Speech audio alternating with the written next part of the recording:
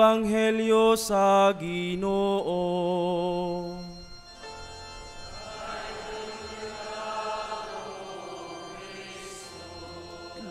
Palihog magpabilin sa pagtindog alang sa panalangin.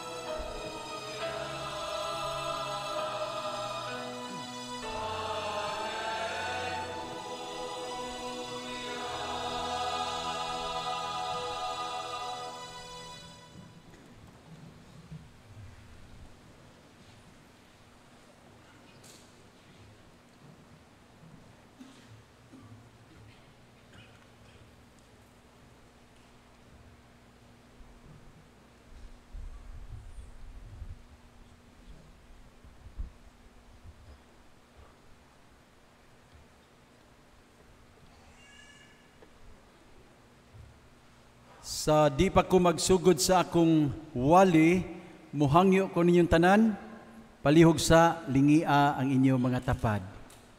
Lingia, unya, ingna palihog, ang santo ninyo, sayon higugmaon, murag ikaw. Sige.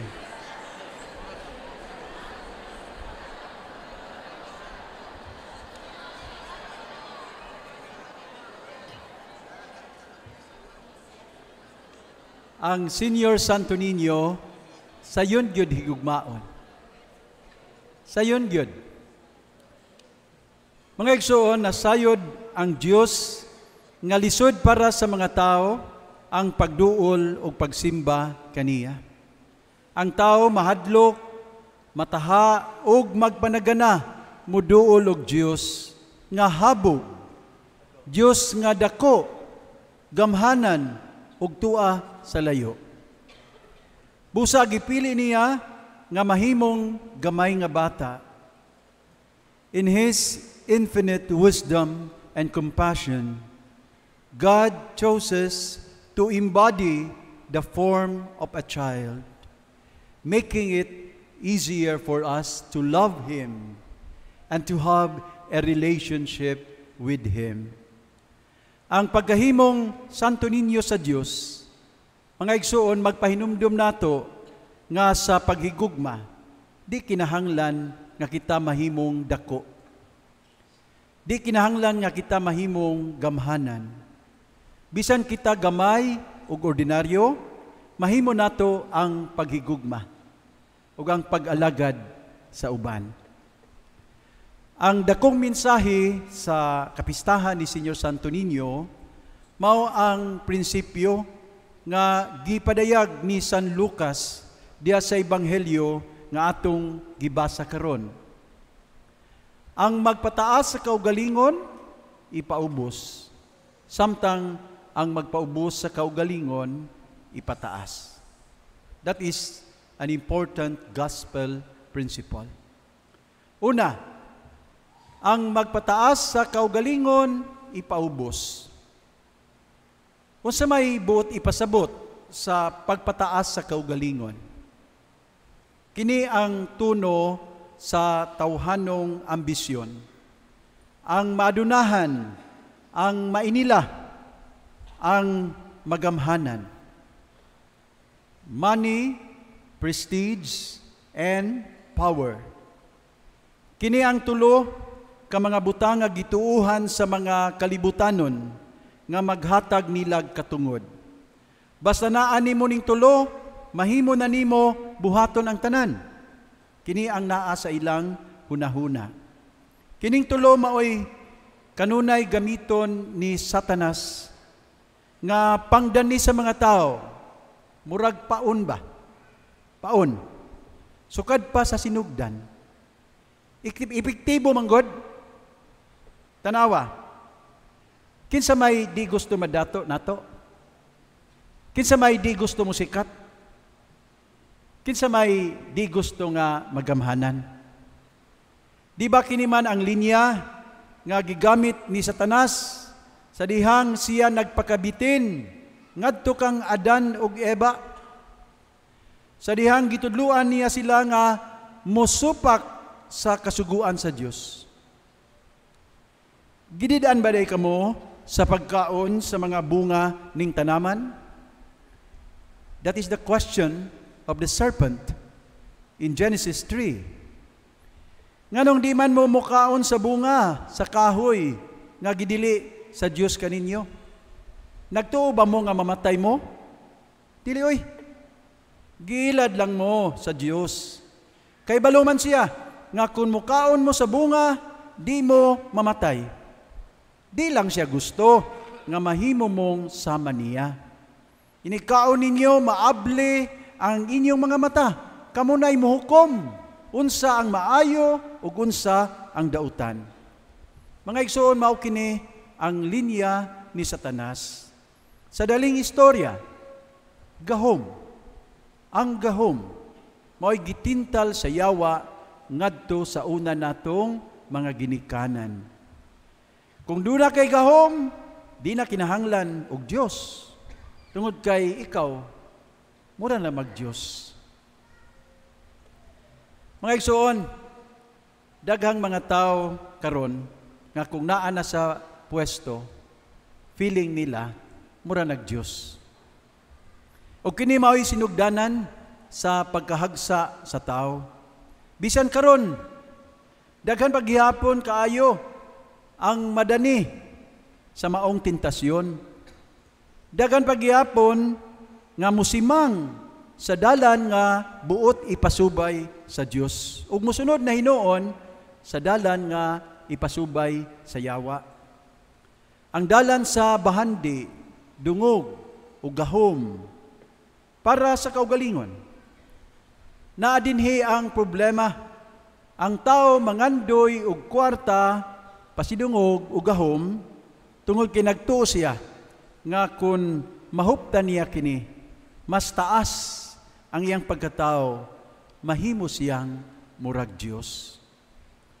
Sa pagkatinuod lang mga igsoon, di man maot ang bahandi sa iyang pagkasiya. Di sab dautan ang gahom sa iyang pagkasiya.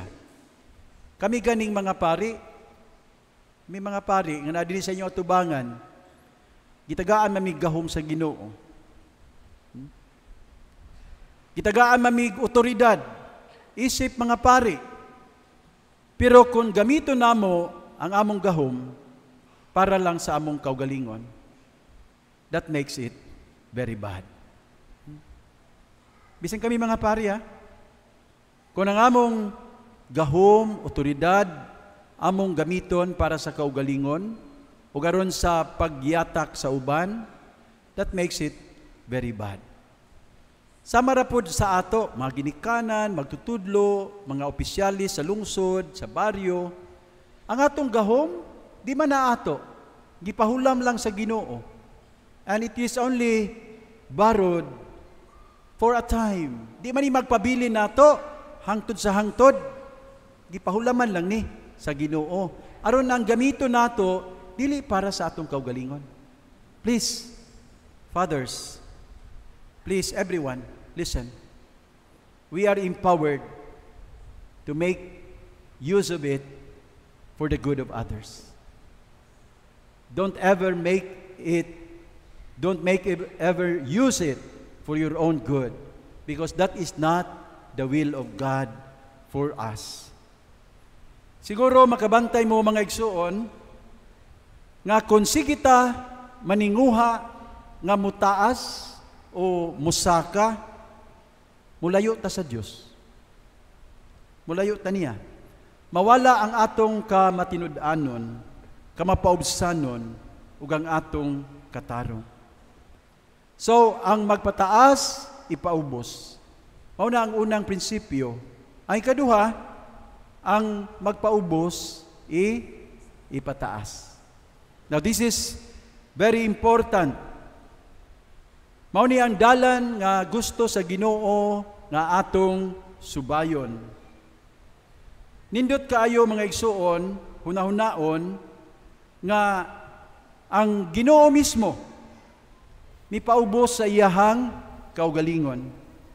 Aron kitang mga tao nga naa sa ubos, dalhon niya pagpataas. Just imagine it. No? Because that is the whole Spirit of God becoming like the Senior Santo Niño. Iya ginang kabubuton, iyang gipili, mahimutan niyang luwason sa laing paagi. Pero ang dalan nga iyang gipili, mao ang dalan sa pagpaubos. God, all-powerful, becoming like a little child, to be one with us, okay? To use His power to empower us. Gipaubos niya iyang kaugalingon, aron kita nga naa sa ubos, mutaas. He should be our model. Kitang tanan nga nangalagad sa katawhan, si Kristo mao ang atong modelo. Pero again, tawhanon kaayo. Nahinumdun tingani mo sa bahin sa Ebanghelyo, samtang si Jesus nagsulti mahitungod sa iyang umaabot nga pagpasakit, pagsakripisyo ug kamatayon. Ang mga tinun-an, kung silang gibuhat, nang giaway, nang gilalis sila. Ngano man, ato nasayran, naglalis sila kinsa ang labing dako. The temptation for power, prestige, money. Naglalis sila kinsa labang dako nilang tanan. O gipainumduman sila sa Ginoo. Si bisan kinsa kaninyo nga gusto mahimong dako, kinahanglan magpaubos sa tanan o mga lagad. Again, the principle, ang dalan nga gusto sa Ginoo atong subayon. Mga igsoon, walang niya isulti, iya kining gibuhat. Mainumdum mo sa katapusang panihapon, kung sa iyang gibuhat, iyang gabako siya o panapton, mao man ni ang porma sa usa ka sulugoon. Nagandam siya tubig, planggana. Mao man ni buhaton sa usa ka sulugoon. Maghugas og tiil. Can you imagine? Imagine this, ha? Maghugas siya ng tiil sa mga sulugoon. Sa iyang paghugas, wa siya magbarog, miluhod, at tubangan sa iyang mga tinun-an. Now, just imagine, siya nga tag-iya sa tanan, siya nga magbubuhat sa tanan, miluhod, at tubangan sa iyang mga binuhat. Can you imagine that? Kita gani, dasigon rata nga magpaubos, lisod na itong buhaton. Halos, ato pang pamalandungan og dugay. Dasigon rata nga pagpaubos sa kaugalingon. We cannot do it. But here is God, our Creator, all-powerful. He knelt down before His creatures. Nya kita raba, makabantay mo? Musod tag simbahan? Usahay, igot ta di kita muluhod. Ako matandog ko sa mga tao nga muluhod pagyud. Muluhod pagyud. Gani na uban nato diri mga idara na, daghan ra bang muluhod kanang mga idara na noon, kanang galisod na sa tuhod, ang mga bata noon ditso na lang. What a shame. Ang Ginoo miluhod sa iyang mga binuhat. Kita pakaha nga mga binuhat, maglisod tagluhod at tubangan niya. So mga igsoon, hinaut ko sa atong pagpasidungog sa Diyos nga bata, please lang be, dalhon nato sa sulod, dili lang sa dalunggan ba, mauli ta nga malinawon, dalhon nato ang paghagit sa Ebanghelyo diha sa atong kasing-kasing. And starting today, I hope each one of us will start to walk humbly before our God. He humbled Himself. Why should we not do it the same way? Happy Fiesta kaninyong tanan. Happy Fiesta. Pit Señor.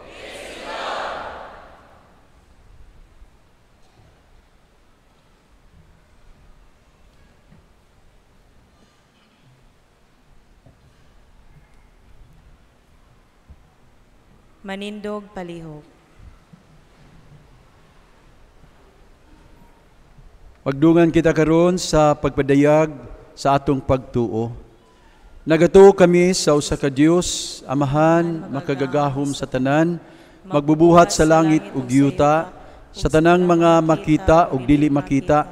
Nagatuo kami sa usa ka Ginoo, sa Jesucristo ang bugtong anak sa Dios, tianak samahan sa wala pay katuigan, Dios gikan sa Dios, kahayag gikan sa kahayag, matuod nga Dios gikan sa Dios nga matuod, gianak dili binuhat, usag kinaiya samahan, pinaagi kaniya nangahimo ang tanan, tungod kanato mga tao, ugalang sa atong kaluwasan.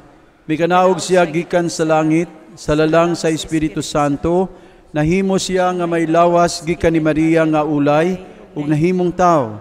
Tungod kanato, gilansang siya sa krus sa sugo ni Poncio Pilato.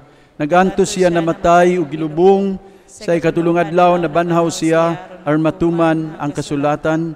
Misaka siya sa langit, nagalingkod sa tuo sa Amahan, mubalik siya nga may mayaon ang paghukom sa mga buhi ug mga minatay, ug ang iyang gingarian nga walay katapusan. Nagatuo kami sa Espiritu Santo, ang Ginoo maghatag sa kinabuhi.